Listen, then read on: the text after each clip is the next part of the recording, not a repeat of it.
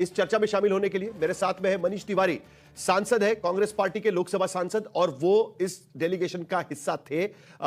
पहले कांग्रेस के ऐसे सांसद है कि जो इस वक्त आज तक से बात करेंगे। उसके साथ साथ डॉक्टर अजय आलोक भी जुड़ेंगे हमारे साथ में, भारतीय जनता पार्टी के प्रवक्ता अनुराग भदौरिया, समाजवादी पार्टी के प्रवक्ता भी इस चर्चा में जुड़ेंगे, आनंद दुबे शिवसेना यूबीटी के प्रवक्ता इस चर्चा में जुड़ेंगे, और डॉक्टर जितेंद्र कुमार प्रवक्ता जनता दल यूनाइटेड के, वो भी इस चर्चा में शामिल होंगे। 3 सवालों पर कुल मिलाकर हमारे साथ में यह चर्चा होगी। सबसे पहला सवाल हमारा यही होगा कि क्या डेलीगेशन डिप्लोमेसी को लेकर विपक्षी दलों के अंदर ही दो राय का फायदा सरकार को मिलेगा, पहला सवाल। दूसरा सवाल हमारा यह होगा कि क्या घोर विरोधी विपक्षी दलों में से सरकार अब सुटेबल विपक्ष चुन पाएगी। हमने एक सवाल कल भारत देश में भी पूछा था, सी वोटर का एक सर्वे हमने रखा था, तब भी हमने यह पूछा था, 44% लोगों को लगता है कि बेटर कोऑर्डिनेशन शायद हो सकता है। और तीसरा सवाल, क्या डेलीगेशन वाले एपिसोड के बाद सरकार और विपक्ष के बीच की कड़वाहट कम होगी। लेकिन जितेंद्र कुमार, जिस बात का जवाब अनुराग भदौरिया कह रहे हैं कि भेजना चाहिए था, लेकिन मैं बार बार यह पूछ रहा था कि सक्सेसफुल रहा कि नहीं रहा, उसका जवाब नहीं दे रहे। आपको क्या लगता है कि विपक्षी धड़े में कहीं ना कहीं दो अलग अलग धड़े हो गए, ऐसा नहीं लगता आपको? यहां पर शशि थरूर कह रहे हैं कि भाई हम कितने सक्सेसफुल हो गए, मनीष तिवारी कह रहे हैं कि हम कितने सक्सेसफुल हो गए, प्रियंका चतुर्वेदी कह रही है कितने सक्सेसफुल हो गए, और यहां पर संजय राउत कह रहे हैं कि ये तो टूर्स एंड ट्रेवल्स का बिजनेस चल रहा है, टूर्स एंड ट्रेवल्स भेजे गए, आतंकी घूम रहे हैं, सांसद घूम रहे हैं, ये कहा जा रहा है। कांग्रेस पार्टी कह रही है कि ये फेलियर रहा। कैसे देखते हैं आप इसको जितेंद्र कुमार? 5 सेकंड नहीं 5 सेकंड बोलिए, 5 सेकंड, उसके बाद मेरा समय भी उनको दे दीजिए। वसीम बरेलवी अरे एक मिनट आते हैं ना आपके पास, मौका मिलेगा आपको जितेंद्र जी। बाद का है,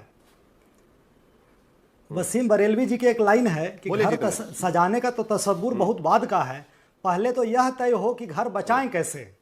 निश्चित तौर पे पहलगाम हमले के बाद भारतीय डेलीगेशन को विदेश भेजा गया, और विदेश की धरती पे पाकिस्तान प्रयोजित जो प्रोपेगेंडा है उसको बेनकाब किया जा सके, यह प्रधानमंत्री मोदी जी की एक अनूठी पहल है, जिसकी हमारी पार्टी सराहना करती है। और साहिर लुधियानवी जी की नज़्म है कि जंग तो खुद एक मसला है, जंग क्या मसलों का हल देगी, आज खून और लाशें देगी, कल भूख और एहतियाज देगी। इसलिए ये शरीफ लोगों, जंग टलती रहे तो बेहतर है, हमारे और आपके घरों में शम्मा जलती रहे तो बेहतर है।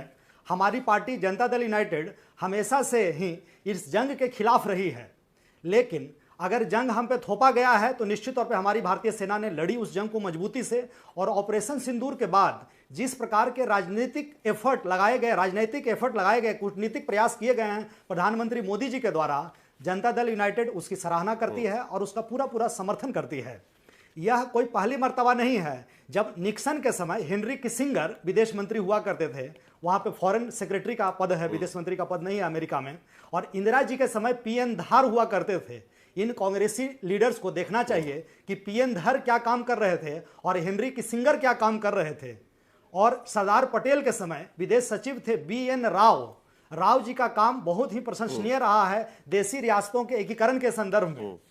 हम लोग बिस्मार्क को याद करें, जब जर्मनी के एकीकरण के बाद बिस्मार्क कहते हैं सेक्रेट अलायंस के संदर्भ में कि हर एक युद्ध के बाद कूटनीतिक प्रयास करना, युद्ध से मिले हुए जो प्रतिफल है उसको कंसोलिडेट करने के लिए यह बहुत आवश्यक है कि युद्ध के बाद उन विदेशी दौरे किए जाएं और विदेश के मंत्री और सचिव और राष्ट्राध्यक्ष से मिलकर जो नेशनल इंटरेस्ट है उसको प्रोटेक्ट किया जाए, प्रिजर्व किया जाए।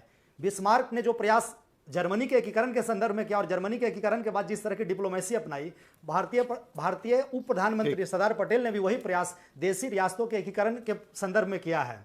आज वही प्रयास प्रधानमंत्री मोदी जी पाकिस्तान प्रायोजित जो प्रोपेगेंडा है आतंकवाद के संदर्भ में, वही प्रयास यशस्वी प्रधानमंत्री आदरणीय मोदी जी कर रहे हैं। उनके इस प्रयास में हमारे माननीय मुख्यमंत्री श्री नीतीश कुमार जी का भरपूर समर्थन है। और हम लोग याद करें कि जिस तरह से पाकिस्तान में जाकर उस समय के तत्कालीन प्रधानमंत्री मनमोहन सिंह जी शर्म अल शेख में बलूचिस्तान के संदर्भ में मान लिया था कि भारतीय एजेंसी वहां सक्रिय है, यह भारतीय राजनीति का या कूटनीति का यह बहुत ही बड़ा फेलियर था। निश्चित तौर पे आज देश एक मजबूत हाथ में है और आदरणीय प्रधानमंत्री मोदी जी इसका नेतृत्व कर रहे हैं, और हम सभी सहयोगी दलों का उनको भरपूर समर्थन है, और इससे पाकिस्तान प्रायोजित आतंकवाद बेनकाब हुआ है।